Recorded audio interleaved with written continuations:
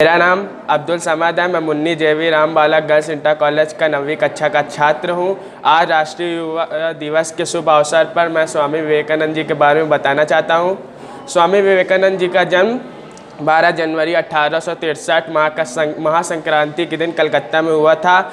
उनके पिताजी का नाम विश्वनाथ दत्त था। उनकी माता का नाम भुवनेश्वरी देवी था। उनके पिताजी कलकत्ता के उच्च न्यायालय के हाईकोर्ट में वकील थे। उनकी माता धार्मिक घरेलू महिला थी।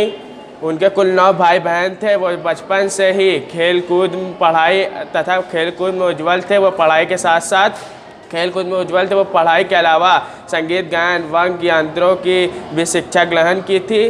वो सन 1884 में उन्होंने बीए की डिग्री हासिल की और उसी के साथ कानूनी की पढ़ाई करने लगे।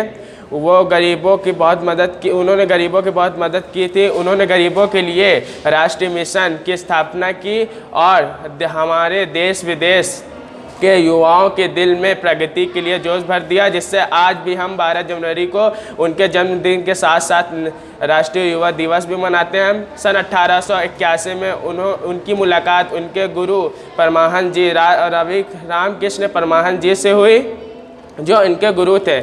जब वह गुरु से मिले तो उन्होंने उनसे पूछा कि आपने कभी भगवान को देखा है?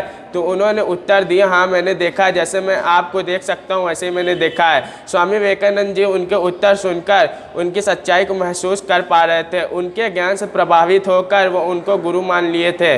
सन 1886 में श्री परमाहंस जी के मृत्यु के बाद उनको उत्तराधिकारी बना दिया गया। सन 1890 में वो यात्रा करने के निकल गए, जहाँ पर वो जगह जगह जाकर हिंदू के महत्व को बताते थे और ज्ञान प्राप्त करते थे। उनकी ज्ञान से प्रभावित होकर लोग उन्हें श्रुतिधारा भी कहते थे। उनकी ज्ञान को देखकर एक राज्य के राजा ने उनका नाम स्वामी विवेकानंद रखा, जहाँ से उनका स्वामी विवेकानंद नाम पड़ गया। सन 1890 में यात्रा निकलने पर 4 साल की यात्रा के बाद उनकी 1896 में स्वास्थ्य बिगड़ गया, जिसमें 4 जुलाई 1902 सन में उनकी मृत्यु हो गई।